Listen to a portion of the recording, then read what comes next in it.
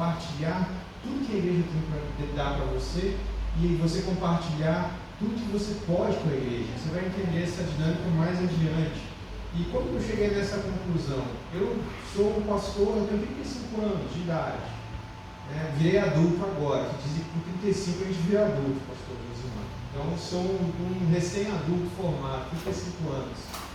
Tenho 10 anos de ministério pastoral. Então comecei no ministério muito cedo, com acho que foi 25, 24 anos, não lembro.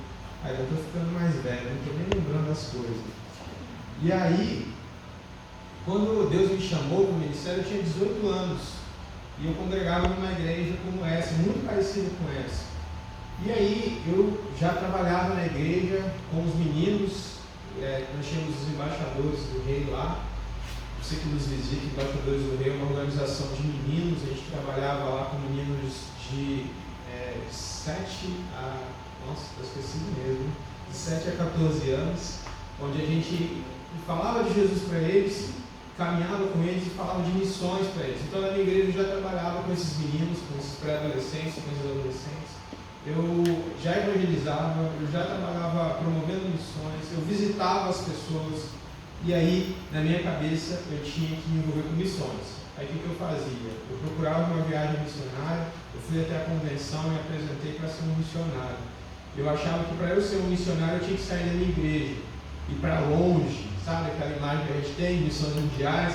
Eu vou para a África, eu vou para a China ser um missionário. Essa era a minha ideia. Eu até me inscrevi no programa Radical Latino, que era para você dar um ano, ainda existe esse programa. Você dá um ano da sua vida como missionário, como voluntário sem fronteiras. Eu me inscrevi nesse programa. E aí, todo esse processo de Deus caminhando comigo, eu ali, um jovem de 18 para 19 anos, querendo me comprometer com Deus, querendo levar a vida com Deus a sério, querendo ser um missionário fora, até que eu cheguei a me envolver com uma congregação, uma plantação de uma igreja.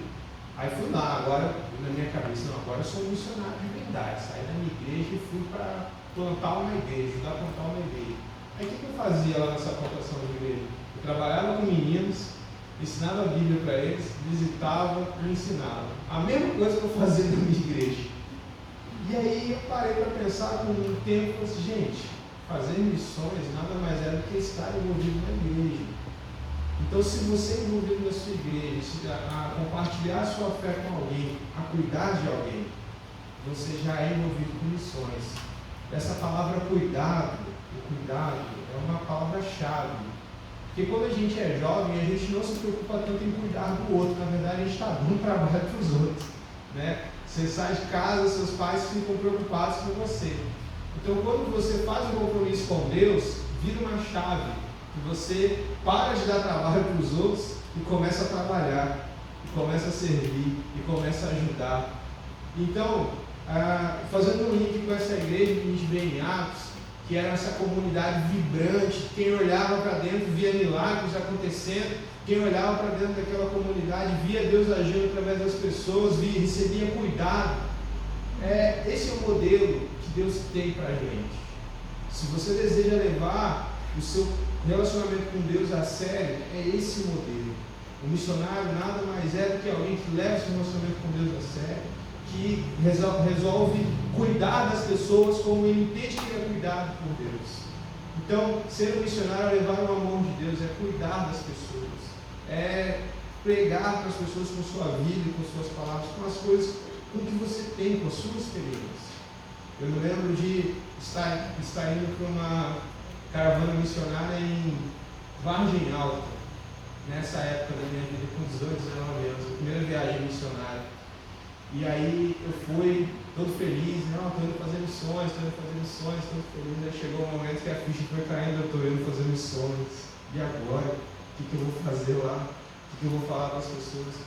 E Deus me capacitou, consegui conversar com as pessoas sobre Jesus. Só que o que me incomodava era que eu estava voltando para a minha igreja. E aí eu ficava, gente, eu vou fazer missões só lá, e agora? Como é que eu faço? E aí foi o desafio de eu começar a fazer as coisas que eu fazia fora, dentro da igreja. E quando a gente olha para essa igreja, a gente vê que eles têm o segredo para isso. O segredo para ser aquela comunidade que quem estava fora queria entrar. E quem estava dentro não queria sair. O primeiro segredo dessa comunidade é a perseverança. Vá comigo no versículo 42. Ele diz assim: e perseveravam na doutrina dos apóstolos. Perseverar é uma palavra-chave aqui.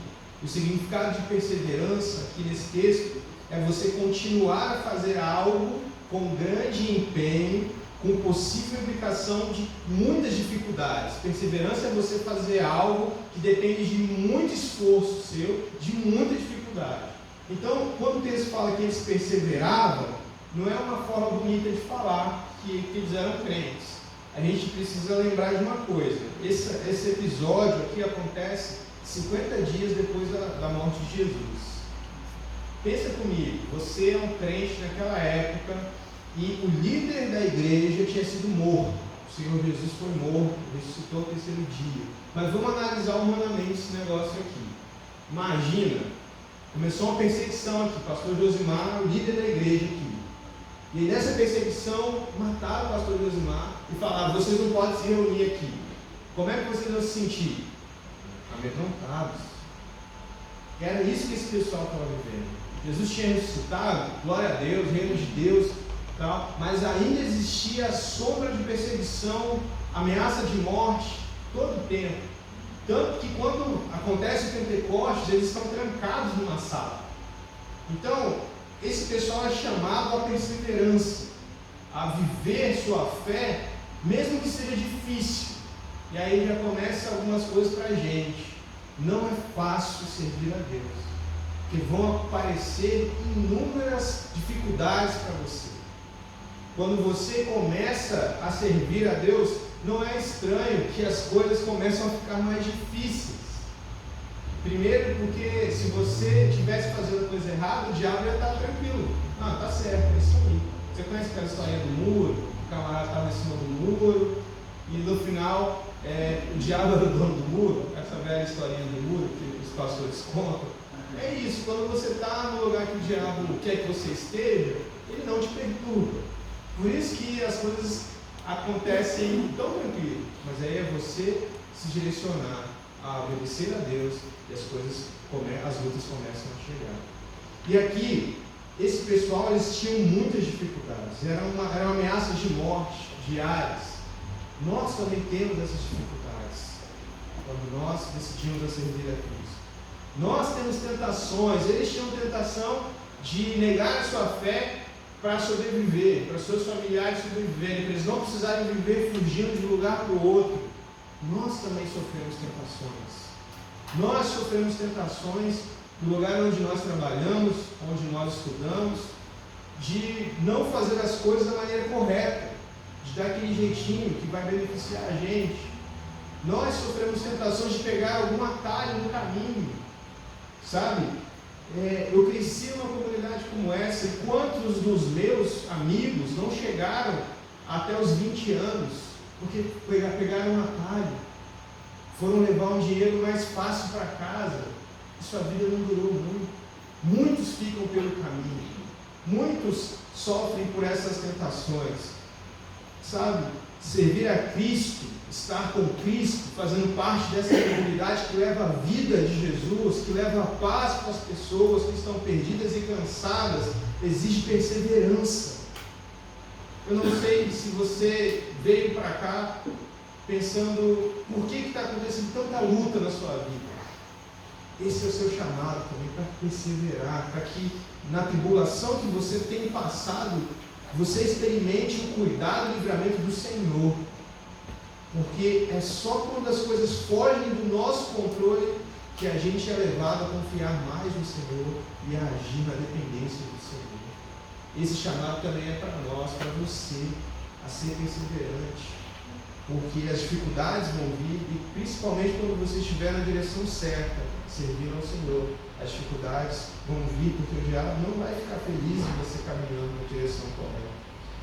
E aí tem uma outra tradução para esse texto, que é a NVT, que traduz perseverança por dedicavam-se de coração.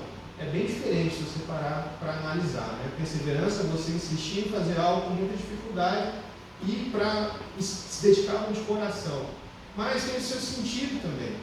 Porque a gente só consegue fazer algo com grande empenho, com muita dificuldade, por muito tempo, se o seu coração estiver envolvido. Se você não fizer de coração, você não dá conta de fazer por muito tempo. Sabe, a gente consegue sustentar uma situação difícil, por exemplo, um emprego muito ruim, porque a gente tem que pagar nossas contas. E a gente vai até onde a gente aguenta. Só que qual é o processo a longo prazo? A gente adoece. Isso não gera vida. Então você começa a ver que não é só a perseverança pela perseverança, não é só pela sua autodisciplina, pela sua força, é pelo seu coração. O Senhor Jesus disse: ama o Senhor, seu Deus, de todo o seu coração, de toda a sua alma e de toda a sua mente. Só é possível você perseverar, você seguir em frente com todos esses desafios, se você primeiro amar ao Senhor. Só persevera, só continua a servir a Cristo quem entende que foi amado primeiro por Jesus. Meu irmão, minha irmã, você foi amada por Jesus, você foi amado por Jesus primeiro de tudo. E quando você entende que Ele te amou primeiro, que Ele se entregou por você primeiro, aí fica fácil você perseverar. Você vai conseguir falar igual Paulo, porque essas leves e momentâneas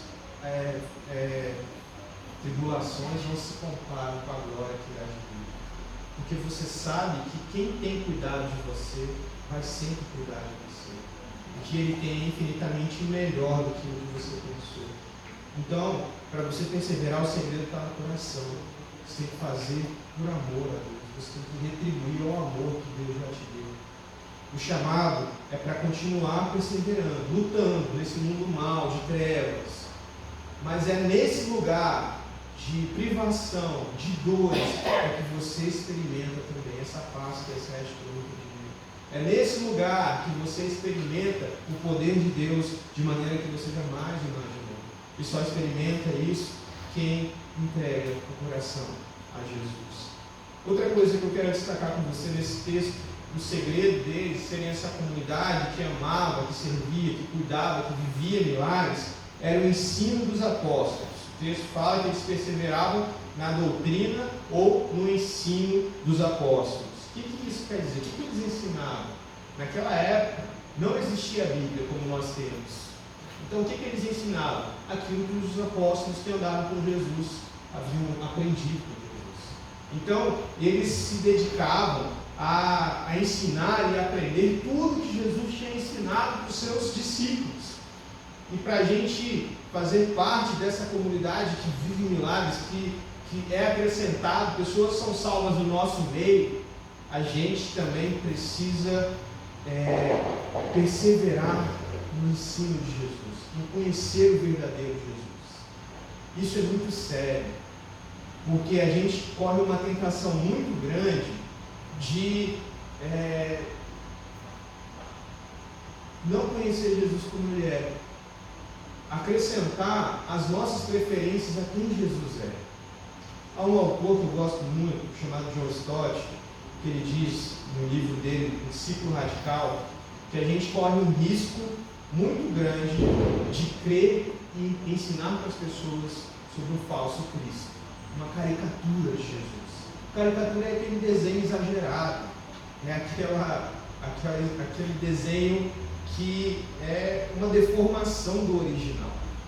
Então a gente corre muito risco, nessa época que nós vivemos, de pintar Jesus de um jeito que Ele não é, segundo as nossas preferências, segundo as nossas ideologias, segundo as nossas visões políticas. Isso é um perigo muito grande, porque quando você conhece um Jesus falso, isso não te transforma. Quando você passa para as pessoas um Jesus falso, isso não transforma a vida delas. E aí tem um ativista indiano chamado Mahatma Gandhi, que ele diz que ele não era cristão, ele era hindu, tinha a religião lá, o pessoal da Índia lá. Ele disse o seguinte: eu gosto do seu Cristo, mas não gosto dos seus cristãos, porque eles não se parecem com o seu Cristo. É muito perigoso a gente estar crendo num Jesus que a gente montou para a gente, só com as coisas que a gente concorda, ou só com as coisas que convém para a gente. Esse Jesus não transforma ninguém, esse Jesus não transforma a sua vida. Esse Jesus não faça com que você viva os milagres.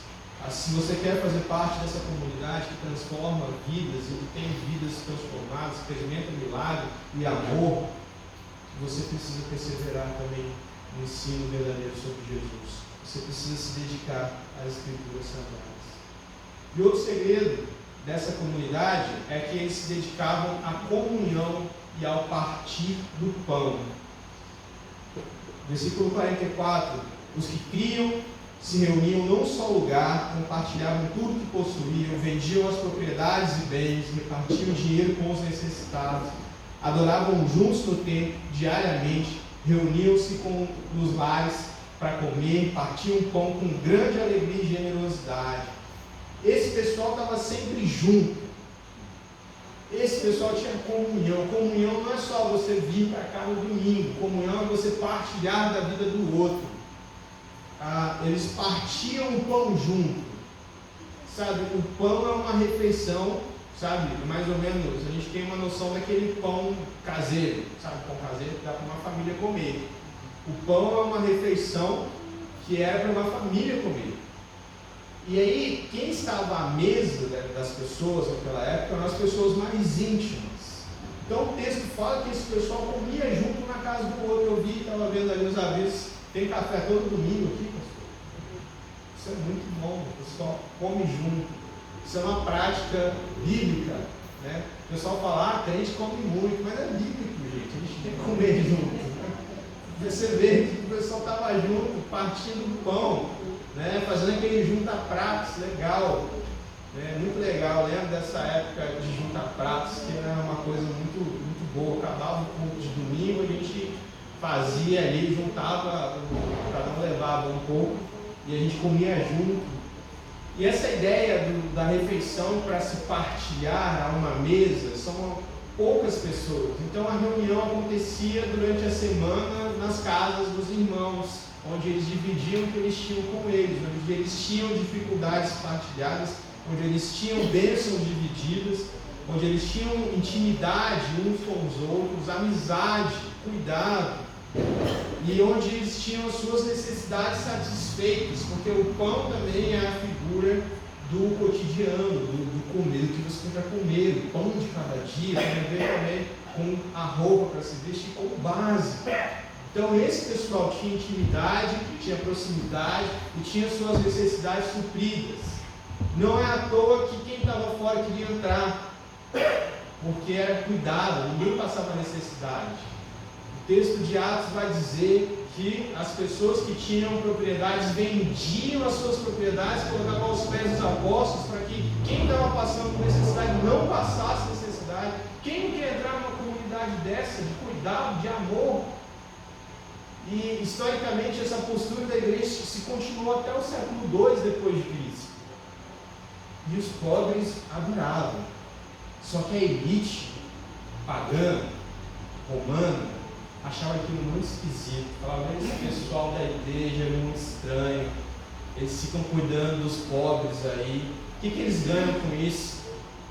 Mas mesmo aqueles que eram pagãos, que ainda não eram cristãos, eles se beneficiavam disso e por isso tantas vezes eles se convertiam, sabe? Mas a gente olha para isso, né? Olhando para a história, até o século II. Depois do século III, a igreja meio que abandonou essa prática, tanto que a gente não vê mais isso. A gente está no século XXI, já passou muito tempo. E aí os valores materialistas, né, onde coisas valem mais que pessoas, se tornaram normais dentro da igreja também. E a gente meio que se tornou tão individualista quanto o mundo lá fora. Mas essa comunidade que nós estamos vendo aqui era uma comunidade do amor, do serviço, onde as pessoas abriam mão daquilo que elas tinham em excesso para dar para o outro que não tinha nada. E eu me lembro de uma igreja, de um pastor que eu já tive. Um pastor, pensa um pastor bom, trabalhava muito, mas estava passando por uma fase difícil. Passou por uma fase difícil que naquele mês estava até faltando coisa dentro de casa para a sua família. Esse pastor foi lá, visitou suas ovelhas, trabalhando ali. E tinha uma irmã que conhecia ele há muito tempo. Conhecia ele há muito tempo, eles eram da mesma igreja há muito tempo, e ele foi lá, visitou a família dela, orou, e ela perguntou, pastor, está tudo bem? Ele não quis falar, estava Só que como ela conhecia tão bem seu pastor, que eles eram amigos antigos, ela percebeu que ele não estava bem. E aí, chegando em casa, junto com ele chegava o caminhão do supermercado. Começou a descarregar coisas na casa dele. Aí ele virou para a esposa: você comprou alguma coisa? Ela: não comprei. Aí o camarada do supermercado falou assim: não, a irmã fulana de tal mandou entregar aqui na sua casa. Essa história ilustra bem como era a vida comunitária daquela igreja. Os irmãos se conheciam bem. Só de olhar, só de conversar um pouquinho, sabia que o irmão não estava bem. Igreja é isso. Igreja é a estratégia de Jesus para alcançar aqueles que estão perdidos. Igreja é a comunidade do amor na prática, onde Jesus Cristo ele é materializado através das mãos e dos pés dos seus crentes. E se você quer participar daquilo que Jesus está fazendo no mundo, daquilo que Jesus quer fazer na vida das pessoas, você precisa também se envolver com pessoas, cuidar de pessoas, abrir mão de algo que você tem em excesso, talvez seu tempo, você estava só no dinheiro, talvez você ir atrás de alguém, cuidar de alguém, aqui mesmo na sua igreja, sabe? Eu disse que vocês estão muito bem servidos de pastor, mas essa atividade de cuidado também é nossa, como membros da igreja, de ir atrás do irmão, de cuidar desse irmão, como nessa história que eu contei, da ovelha cuidando do seu pastor, ver como ele não está bem, né? Gente, contar um segredo para vocês: pastor é um indivíduo solitário, que às vezes ele não consegue, não tem com quem contar. Então a gente tem que cuidar dos nossos pastores também. A gente tem que exercer misericórdia, a graça de Deus, não só para os nossos irmãos, mas para os nossos filhos também. E aí, o pessoal da comunidade vai ver: olha como esse pessoal cuida bem uns dos outros, olha como esse pessoal cuida bem da gente, como eles cuidam bem dos seus líderes. A gente também quer participar desse negócio. Quando a gente é unido, quando a gente demonstra amor, as pessoas querem participar desse negócio chamado igreja. As pessoas querem receber esse amor de Jesus que a gente tanto fala, porque a gente cuida das pessoas. E o último segredo dessa comunidade é a oração. O texto fala: eles se dedicavam de coração ou perseveravam na oração. O versículo 46 diz: eles adoravam juntos no templo diariamente, reuniam-se nos lares para comer, partiam o pão com grande alegria e generosidade. Esse pessoal, eles passavam um tempo juntos, eles não se reuniam, eles não tinham um tempo como esse deles para se reunir. Glória a Deus, teremos um templo novo, inaugurado dia 21 de setembro, né, pastor? Então eles não tinham os templos ainda. A ideia do templo, construção de templo das igrejas, dos cristãos, é uma ideia mais tardia, né, na história. E nessa época não tinha templo. Quando o texto fala que eles se reuniam no templo diariamente, era o templo judeu. Eles não entravam lá dentro onde se acontecia o sacrifício. Eles ficavam no pátio, ali que era um lugar bem largo e comportava bastante gente. E o templo tinha também momentos de oração diárias, né? Os irmãos têm aqui as orações matutinas, diárias, eles também oravam todos os dias juntos no templo. Não era um culto, era um encontro de oração. E eles também oravam nas casas, individualmente. É interessante que o Senhor Jesus, quando ele ensina os discípulos a orar, ele ensina assim. Lá em Mateus 6,6, Jesus diz assim: mas quando orarem, cada um vá para o seu quarto, feche a porta e ore ao Pai. Então Jesus ensinou você orar em casa. E outra coisa que Jesus ensinou lá em Mateus 6,9, a oração do Pai Nosso, que nós conhecemos, ele ensina os seus discípulos a orarem ao Pai que é nosso, pelo pão que é nosso, pelo perdão dos nossos pecados.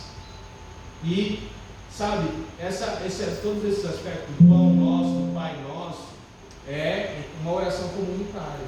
Então, eles perseveravam no jeito que Jesus ensinava a orar. Orar em casa, com quem está na sua casa, ou no seu quarto sozinho, e orar no templo com os irmãos. E essa era a característica desses irmãos. O segredo deles era a oração.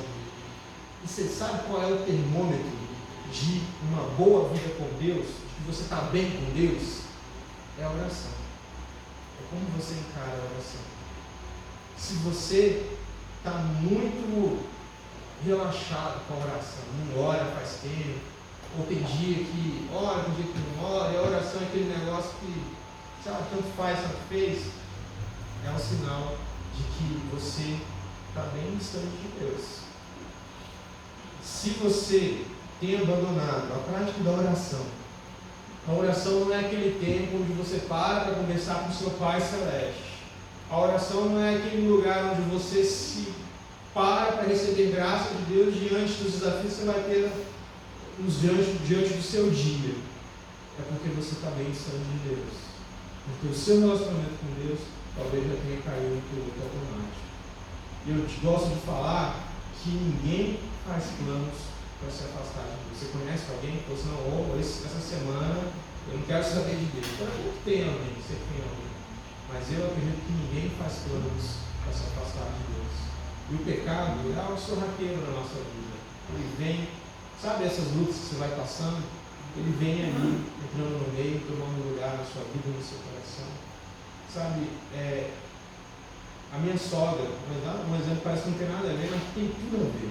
A minha sogra não gosta de gato. Lá em casa tem 3 gatos. E aí tem uma gata que ela é muito carinhosa. E ela se achega em todo mundo. Essa gata, ela é insistente. Minha sogra chegou lá em casa, não queria conversa. Daí a pouco a gata chega um pouquinho, passa na perna dela, vai para lá, minha sogra, vai para lá, gata. Daqui a pouco ela se acostuma com a gata. Acabou a história, a gata estava no colo da minha sogra. A sogra gostou da gata. Toda vez que ela vai em casa, ela procura a gata, que deu confiança para ela. O pecado é do mesmo jeito. Você pode não gostar dele, você pode não querer, mas ele vem chegando sorrateiramente no meio da sua rotina difícil, que você passa. Quando você menos percebe, ele já está no seu colo e não vai embora mais.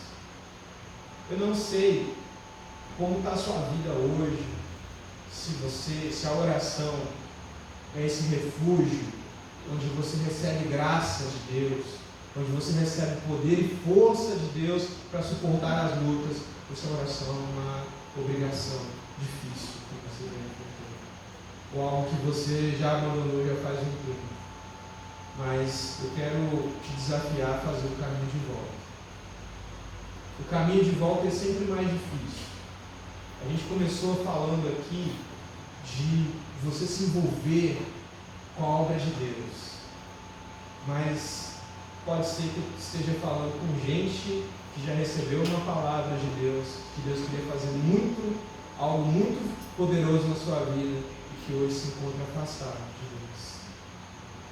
Pode ser que eu esteja falando com gente aqui que já recebeu essa palavra e entendeu que Deus estava chamando, mas falou assim, não, eu acho que eu estava enganado, não é isso não, eu vou viver minha vida, eu tenho tanta dificuldade, tanta coisa, Deus não está querendo alguém com tantos problemas quanto eu. Eu quero dizer para você que Deus está querendo você sim. Deus quer ter um compromisso real com você. Deus quer que você experimente e viva esses milagres que essa comunidade vivia. Porque Deus só chama a gente para fazer na vida do outro aquilo que Ele quer fazer na nossa vida primeiro. Deus quer fazer milagres na sua vida também. Deus quer cuidar de você. Assim como aquelas pessoas que entravam naquela comunidade e eram cuidadas, recebiam amor, recebiam aquilo que elas precisavam, Deus quer fazer isso na sua vida, para que você saia e faça isso na vida dos outros também. Eu quero encerrar minha fala com esse desafio para você. Eu quero orar para você. Eu quero pedir para você também se juntar a mim essa oração. Feche seus olhos. Eu vou orar por você, mas você também vai orar por você. Você vai